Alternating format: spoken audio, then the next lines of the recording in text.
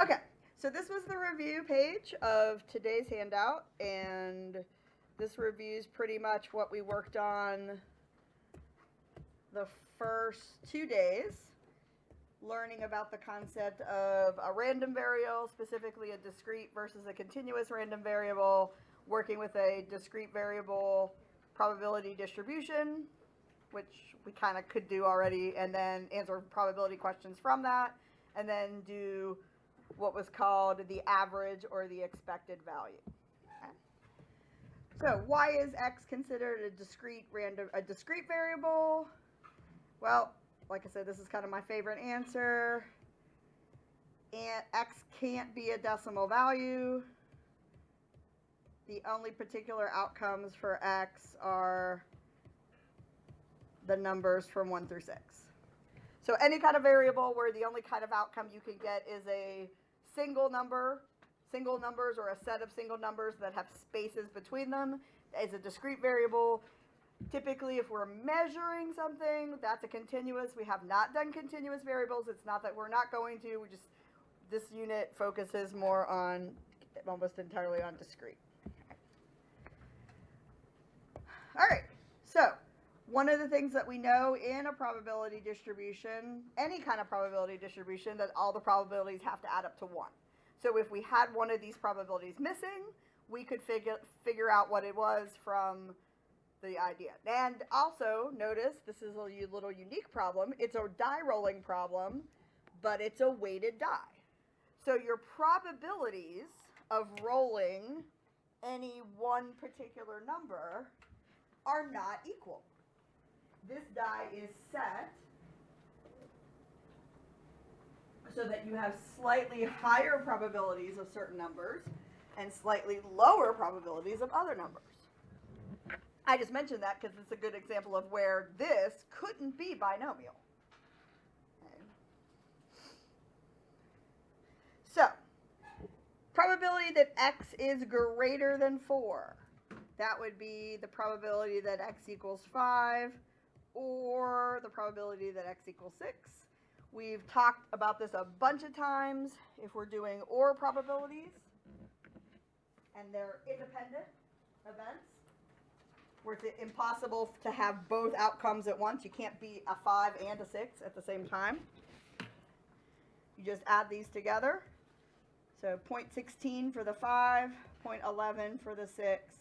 So 27% or 0.27 for the probability that x is greater than 4. Similar kind of thing on number 3, probability that x is an even number.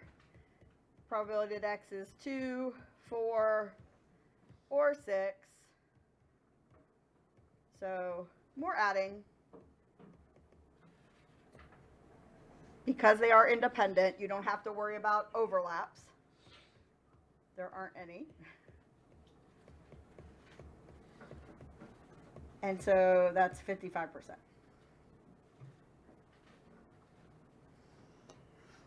And then just a reminder of one way to do something like problem 4, the probability that x is not 5. You could add up everything except 5.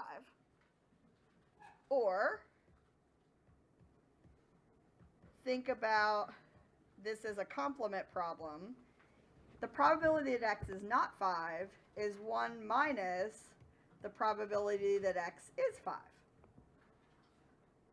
If you know that you've got a 16% chance that you roll a 5, the percent chance that you don't roll a 5 is an 84% chance. Now, can you add up all the rest of them except the 5? Absolutely. And what you're going to get is 84. This is just a reminder of our friend, the complement. What's the probability of something not happening? It's the same. It should be 1 minus the probability of that thing happening. Okay? And if that part's easy to get, then the complementary probability is easy to get as well.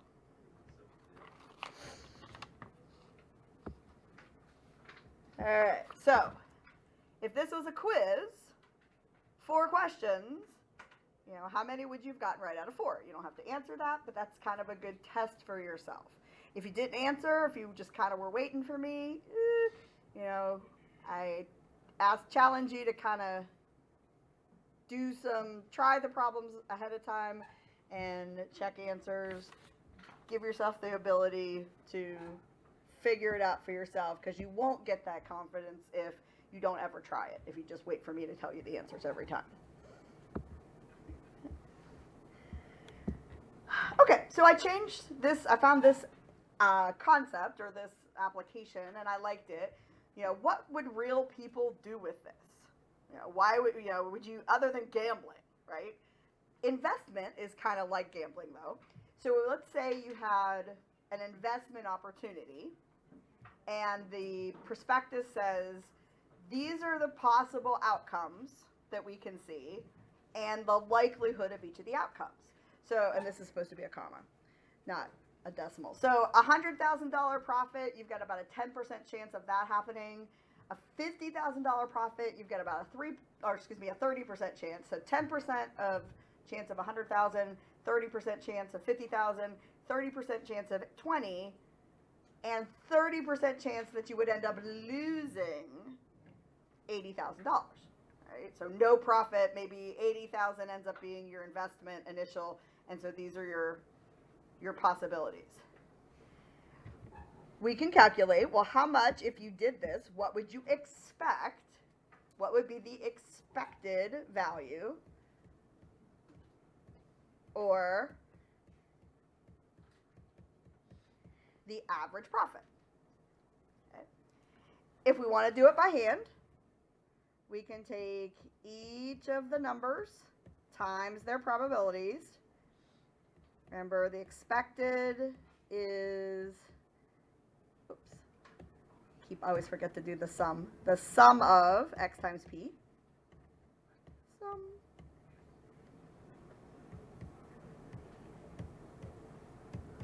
Oops. Not 500,000, just 50. So 50,000, 0.3%, 20,000, 0.3%, but then there's a negative 80,000, or excuse me, 0.3% or 30%. So 0.3, 30% chance to make 50,000, make 20,000, lose 80,000, and a 10% chance of making 100,000.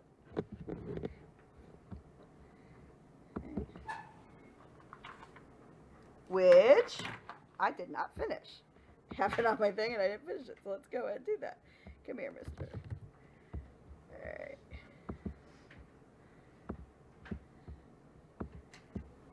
Oh, no. Alright. So if we grab our calculator, we can run through this calculation. We can also do stat edit.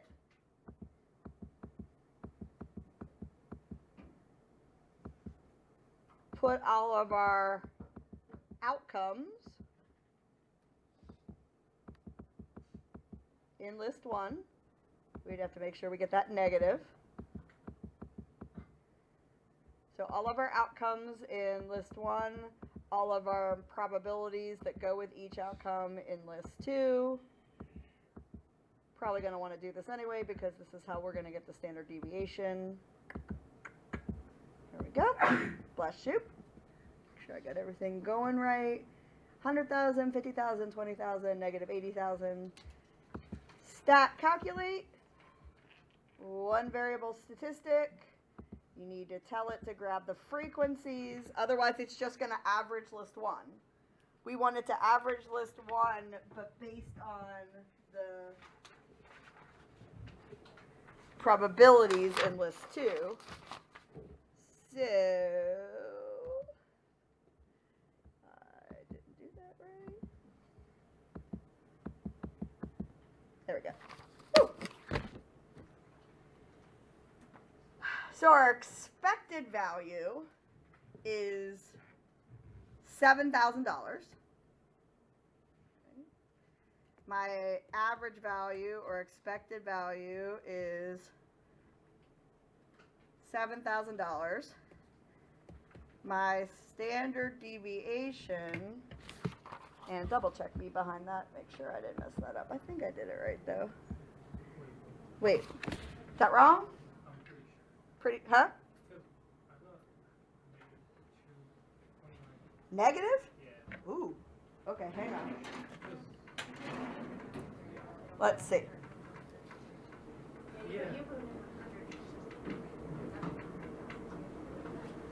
Oh. Okay. So maybe not. Maybe yeah. I say I don't. Pretty sure it doesn't come out negative. All right. So let's see. 100,000. Make sure we get all our zeros in. 100,000 with a 10% chance, and 50,000 with a 3% chance, and 20,000 with a 3% or 30%. Excuse me. I keep saying that. And then, but 80,000 loss. No, I'm getting 7,000.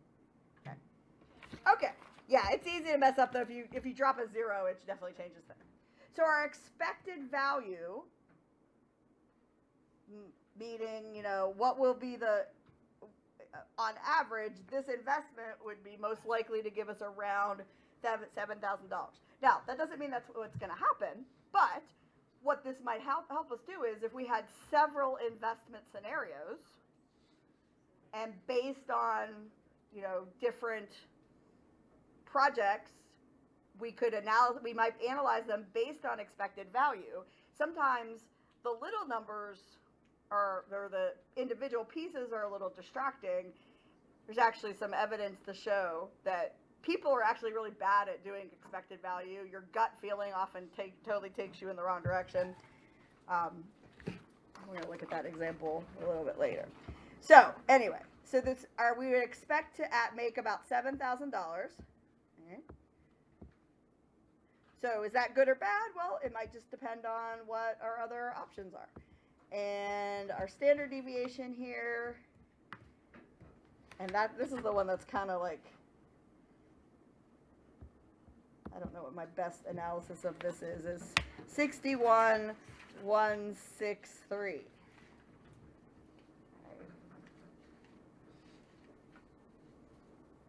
Which is a pretty big swing. $61,000 on either side of 7,000 is a significant loss on one side, and, you know, a $68,000 gain on the other.